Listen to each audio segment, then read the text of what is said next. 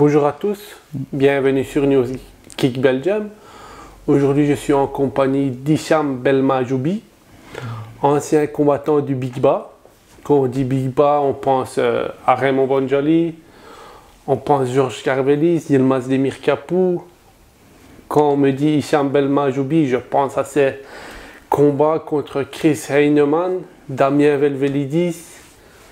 C'était à l'époque des combattants qui refusaient aucun défi. Ils allaient avec du cœur. Bonjour Hicham. Bonjour Enes.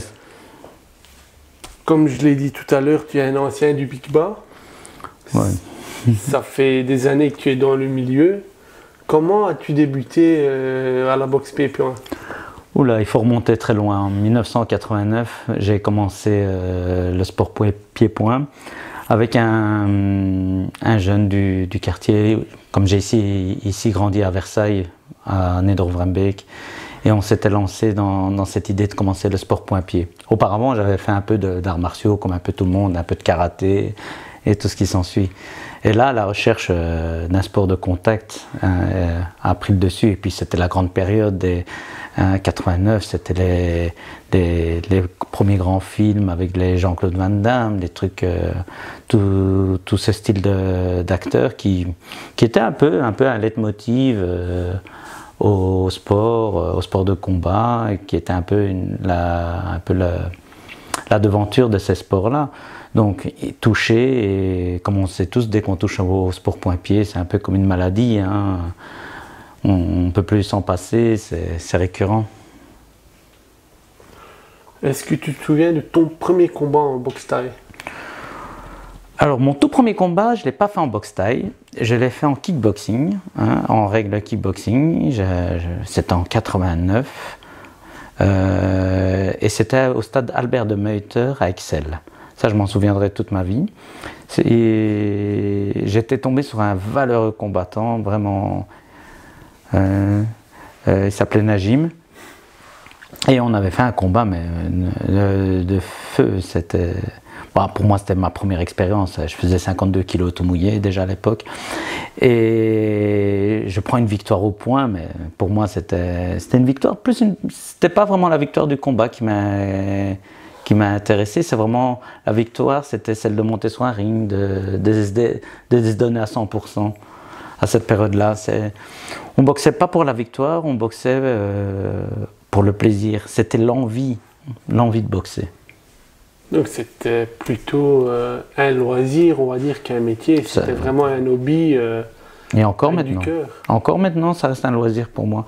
Pour moi, je ne sens pas un travail quand je suis en boxe thaï, en kickboxing, en entraînement, que ce soit en tant qu'entraîneur, que ce soit en tant que combattant, qu'en tant qu'arbitre et tout ce qui s'ensuit. Je ne le sens pas comme un travail. Comme toute chose, quand on le fait avec plaisir, on ne le sent pas. Moi, je me souviens, c'est des combats contre Chris Heinemann. Tu l'as boxé 5 fois de amateur jusqu'en pro. Ah, lui, c'est un combattant pour qui j'ai le plus grand respect, Chris. Et on est encore en contact de temps en temps, via les réseaux sociaux.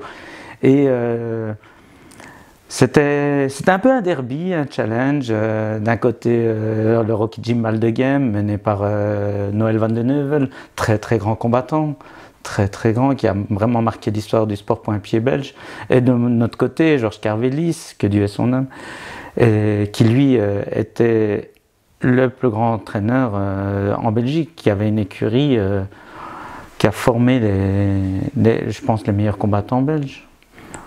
Comme tu as souligné, Raymond Bonjali, Yilmaz Demir Kapou, que Dieu ait son âme, à eux deux d'ailleurs, à Spiridon Petsetas, Kayali, à Mohamed Amirar, à Lamrini Abdel, et je peux encore en citer d'autres. On pourrait faire une liste qui pourrait aller Gauthier, tous ces gens-là. Et la liste, elle est super longue, des gens qui sont passés entre ses mains. Et ses qualités d'entraîneur faisaient qu'il arrivait à sortir le meilleur de nous-mêmes en combat. Puis, tu as eu des titres aussi, championnat d'Europe face à Damien Velvelidis. Ça, puis championnat du monde aussi, contre Russ Williams en Angleterre, championnat de Belgique contre Chris Heinemann, fatalement. Et encore, j'ai boxé aussi des noms comme James Dar, Antonio Lopez, que ce soit en Espagne. J'ai boxé en Thaïlande contre Sorn Sawan. Voilà, j'ai boxé en République tchèque aussi. On a pas mal bourlingué à travers le monde. On a boxé des grands combattants. Oubali aussi. J'ai boxé un des frères Oubali, très grande famille de combattants d'ailleurs aussi. Et on pourrait en citer encore et encore. Et pour chacun d'eux, j'ai le plus grand des respects parce que voilà, le respect d'être monté sur le ring, le respect de nos combats, le respect du travail fourni, parce que ce qu'on oublie, c'est que lorsqu'on est deux sur le ring, on est deux personnes qui ont été jusqu'au bout des entraînements, qui ont dû faire preuve d'abnégation jusqu'au bout, se plier à des régimes, se plier à des entraînements durs. C'est un sport ingrat, un énorme travail pour un petit résultat. Mais ce petit résultat donne une satisfaction qu'on peut rarement trouver ailleurs. Puis tu as arrêté de boxer il y a quelques années. En 2004. En 2004, bon, malheureusement, notre corps nous abandonne au bout d'un moment. Et donc voilà, pour ceux qui le savent, j'ai fait un AVC, un accident cardiovasculaire, et après un combat, et voilà, et ça a mis un arrêt. Et aussi, je pense aussi que j'étais usé par le sport, certes, mais c'est une usure que je re-signe à deux mains, avec mes deux mains, si je dois recommencer demain à boxer, je le refais. Et encore maintenant, je continue encore à faire du sparring avec mes gars, à moindre échelle, certes, parce que voilà, le physique n'est plus là à 45 ans, on commence à le sentir, mais voilà, on se fait toujours plaisir. Mais moi, la maladie n'a pas été un frein pour toi, je pense, parce que tu es arbitre, tu donnes cours, tu es toujours actif dans le milieu avec ton club, le Naito Gym. Voilà. Oui, comme j'ai dit au début, ça reste un plaisir. Le jour où ça deviendra plus un plaisir, que ça sera une peine, là j'arrêterai. Là c'est clair. Pour moi, ça reste un plaisir parce que voilà, c'est mon hobby, c'est pas mon travail. Moi, je me lève comme tout le monde, à 7 h du matin, je vais prester dans mon boulot et je reviens le soir. Et mon exutoire, voilà, c'est d'aller à la salle, faire du sport, m'entraîner, entraîner les autres. Et le plaisir que j'en sors, c'est de pouvoir faire monter des combattants, des petits jeunes qui montent bien. Et ça fait plaisir parce que voilà, au Naito Gym, j'ai cette chance-là d'avoir une belle petite équipe. De jeunes qui sont motivés, qui ont envie et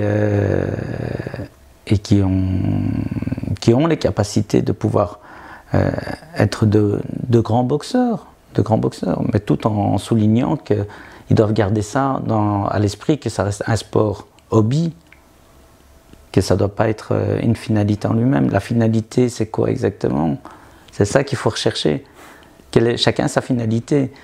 Avoir son confort, est-ce qu'on le fait dans la boxe, est-ce qu'on le fait dans sa vie de tous les jours? Ça va beaucoup plus loin que la perception de simple sport. C'est un mode de vie, c'est une discipline, c'est une éducation.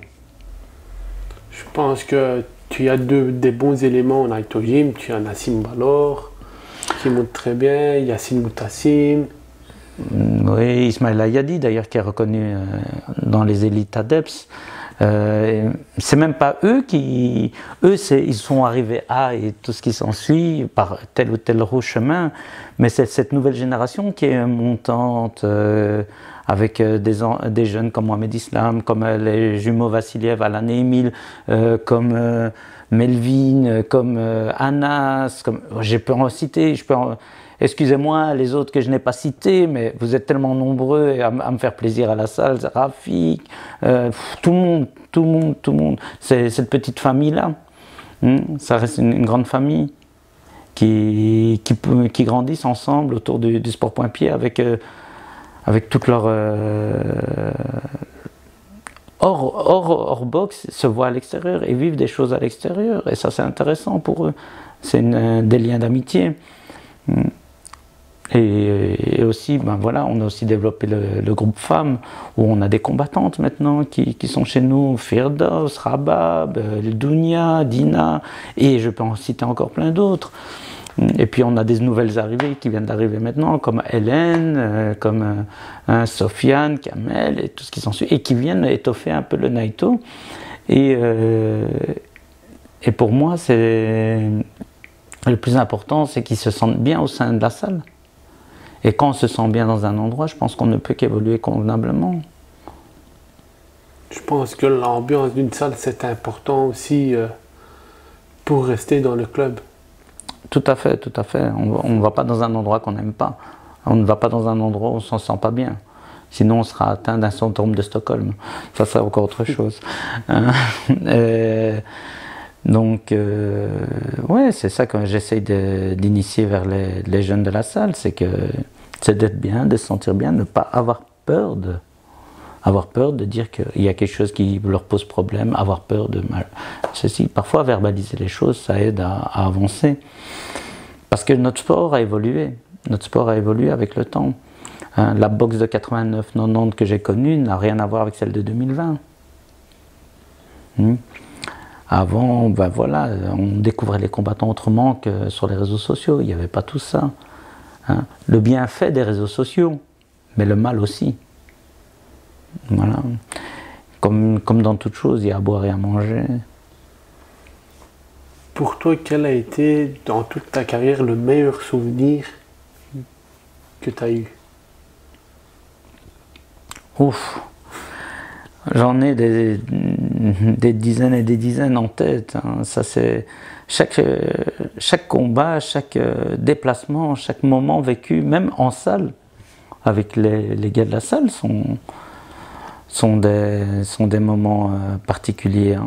Ouais, je pourrais dire, quand j'arrache mon titre de champion du monde en Angleterre, au bout de 12 rounds d'enfer. Oui, ça on peut dire ça. On peut dire aussi les championnats de Belgique, on peut dire aussi les championnats du monde WK en tournoi, où j'ai arraché médaille de bronze, médaille d'argent, médaille d'or, ça aussi. Ça rentre en ligne de compte. Il y a plein de combats qui restent en tête. Mais mon tout premier KO, le tout dernier que j'ai donné, les défaites aussi. Les défaites font partie des bons souvenirs. Pas en tant que telles, mais en tant qu'éducation. Comme je te le soulignais tout à l'heure, quand on est en train de visionner les cassettes vidéo, je dis, moi je gardais beaucoup mes défaites en vidéo pour pouvoir me repositionner, refaire un feedback dessus. Moi ce qui m'intéressait, c'est, oui, j'ai gagné, c'est très bien. J'ai perdu, pourquoi j'ai perdu et quelles sont les choses à travailler. Et c'est ça qui est intéressant. Oui, je pense que les défaites apportent les meilleures victoires. Bien sûr, parce que on apprend. Comme on dit, on ne perd pas, on apprend. Et ça, c'est... Et puis on peut avoir les différentes causes. Et quand on a ces différentes causes et qu'on arrive à se montrer distant par rapport à ces causes et à prendre vraiment le pli en se disant, voilà, il y a ça, ça et ça qui ont été mes points faibles, et comment les travailler, voilà, c'est comme ça qu'on devient plus fort. Je pense que toute ta carrière, elle était très belle. Encore maintenant, tu fais du bon travail avec le Naito. Est-ce que tu as trouvé cette perle rare que tu peux sortir et que tu peux former et lui faire un nom international? Des perles, il y en a plein. Il y en a plein. Maintenant, c'est savoir ce qu'eux vont faire de ce qu'ils ont entre les mains. On travaille avec le facteur humain. Et le facteur humain est aléatoire. Un jour on peut être bien, comme le lendemain on peut ne pas être bien. Un combat ne peut pas être l'autre. Oui, il y a des gamins qui ont un potentiel, qui dans ma vision, je parle de ma vision parce que la boxe peut être vue sur différentes facettes.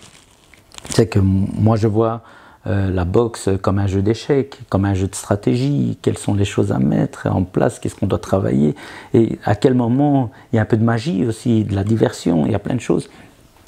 Et il y a des gamins comme ça dans la salle qui ont ce potentiel-là. Comme j'ai dit, il ne faut pas répéter 10 fois la même chose, qu'ils comprennent nos premiers coups. Oui, il y en a qui ont cette particularité. Et puis il y en a d'autres qui ont besoin de travailler ça.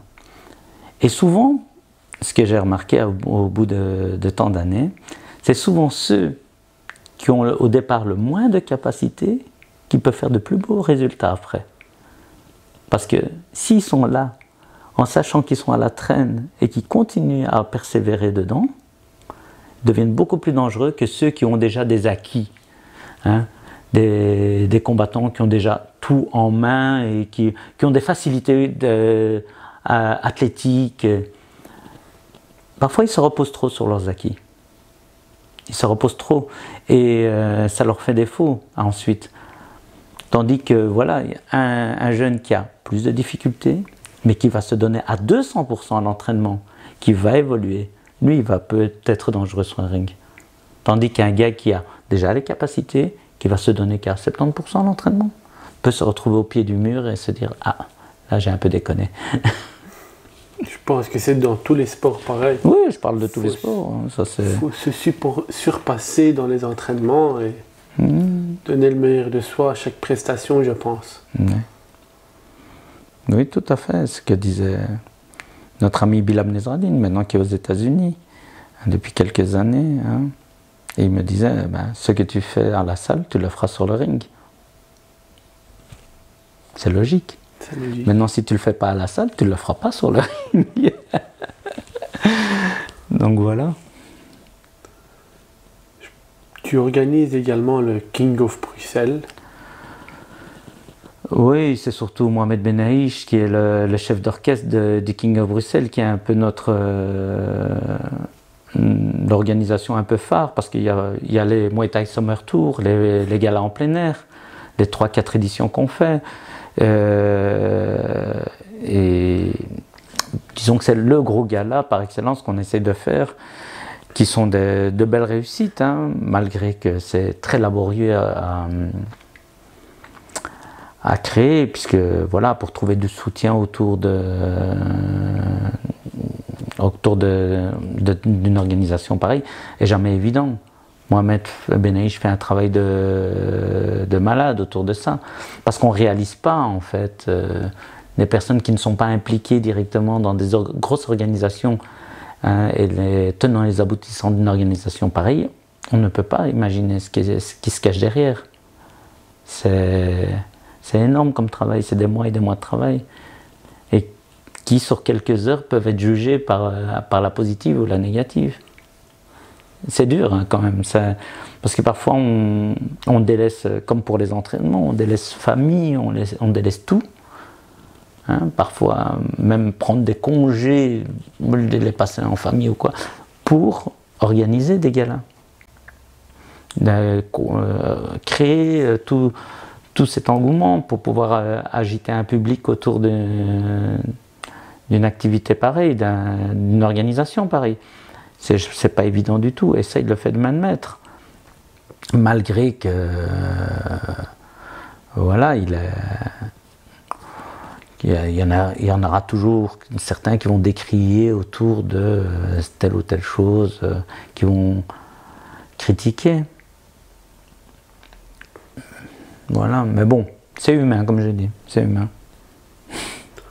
Est-ce qu'à la reprise, on va retrouver cette édition du King of Bruxelles?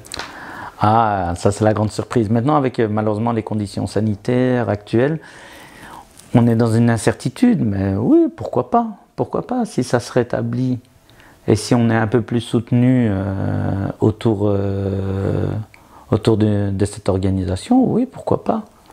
La dernière était vraiment très très chouette. La toute première, voilà, on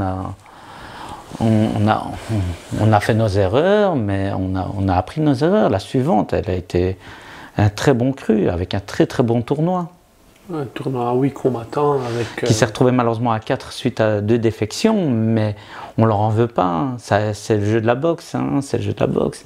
On peut tous être blessés hein, et devoir devoir jeter l'éponge. Mais voilà, on a eu des très belles oppositions. Et voilà, le tournoi a été gagné par Madani. Et félicitations à lui. Hein, il a fait un très bon tournoi bien réfléchi. Et bravo encore. Hein, même si j'avais Mamba Cohenberg-Fischer dans le tournoi, qui lui aussi avait super bien commencé le tournoi. Et encore féliciter aussi les deux autres combattants qui étaient dans la série. Et puis il y avait aussi les deux autres qui ont dû malheureusement ne pas tourner dans ce tournoi, qui est Lionel Badi et je ne me rappelle plus des autres noms, excusez-moi, et qui ont fait aussi des très beaux combats. En fait, on a eu un gala et en main event avoir Arman contre Franken de la team Nicholsken. Très très beau combat.